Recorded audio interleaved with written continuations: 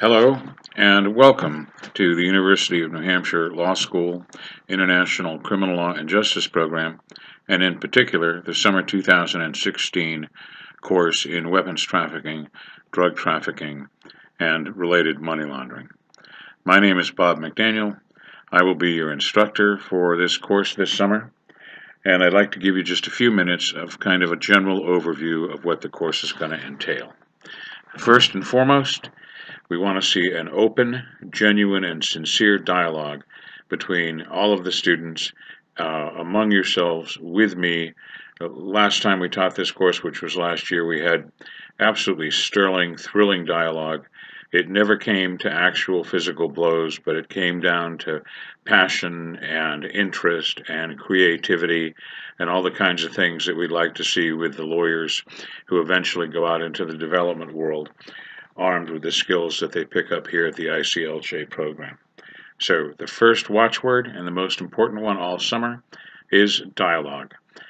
That's going to be reflected, of course, in the grading, as a huge part of the term's grade and marks will be attributable to participation in not only the conversations that we have, but also the discussion boards, and even outside of the classroom. I intend to speak to each of you several times during the summer personally, so I urge you to go on to the Who Am I and Where Did I Come From pages and disclose as much as you're comfortable with about yourself, your background, your ambitions, and where you think you would like to be in 5, 10, 20, or in my case, 40 years. We're going to begin this course with an examination of weapons trafficking on a global scale.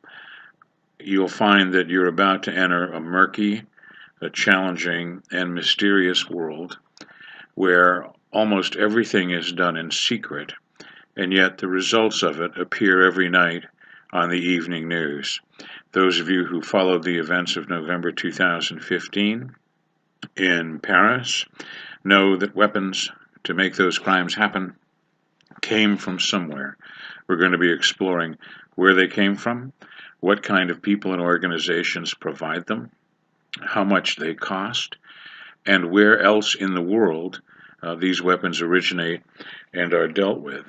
We're also going to look at the difference between weapons trafficking as it relates to, say, freedom fighters, the Maquis in France during the Second World War, the great American Minutemen patriots, and those who believe just as strongly in their positions, but in a more modern context, and demand large amounts of weapons, such as the folks in ISIS, in Al-Qaeda, and other terrorist organizations. From there, we're going to take a look at the international conventions and the international practices that are at least an attempt to grapple with the worldwide and deadly weapons trafficking industry.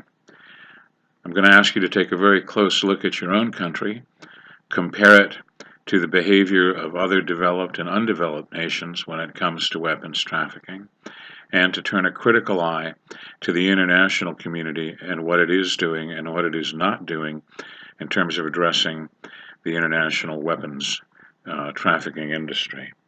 We're going to move on to drug trafficking, but not just in the traditional sense. You can see that marijuana laws are getting liberalized in this country and elsewhere. We know that in our own state here in New Hampshire, we have an absolute critical, catastrophic opioid problem. And I'd like to take a look at how that came about, how it came into being, and what it is that governments are doing to address it.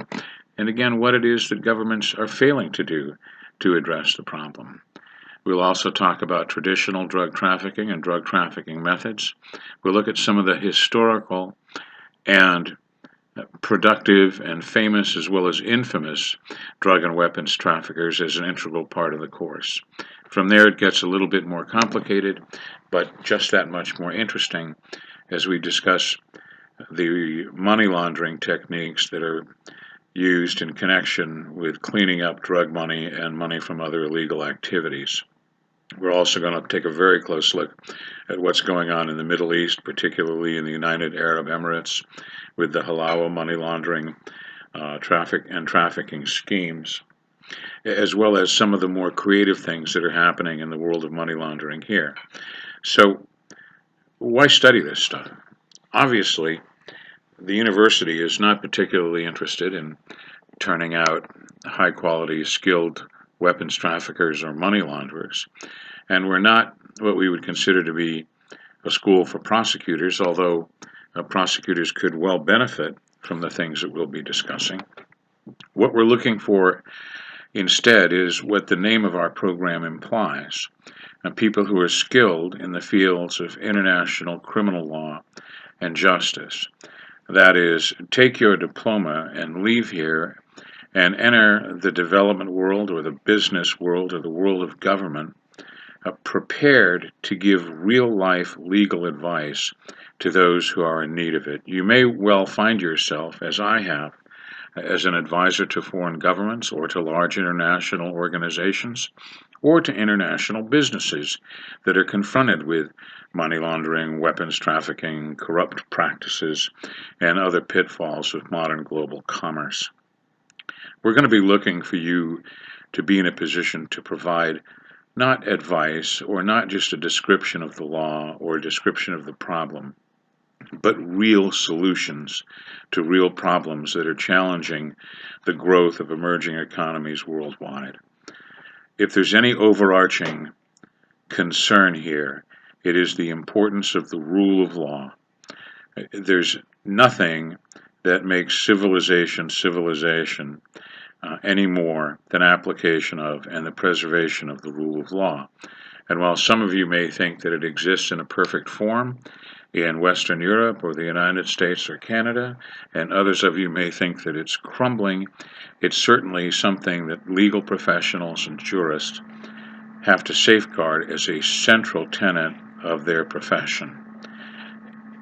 I think you will find, as I have, that without an established and solid respect for the rule of law, it is nigh on to impossible for emerging democracies to succeed and flourish in the world of global commerce. And what that means is that economies falter and they don't prosper the way that they should. And what that means is that families suffer and children go hungry.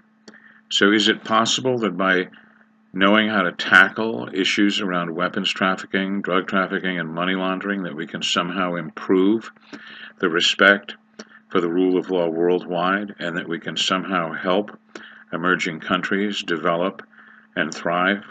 The answer is yes. If we didn't think that, none of us would be here. It's going to be an exciting and interesting trip. I look forward to taking it with you. I urge you to open the dialogue with all of the other students and with me as broadly as you can, and most of all, to have fun in this process. Thanks. We're going to turn now to Module 1, and I'll give you a brief introduction with respect to that. Thank you.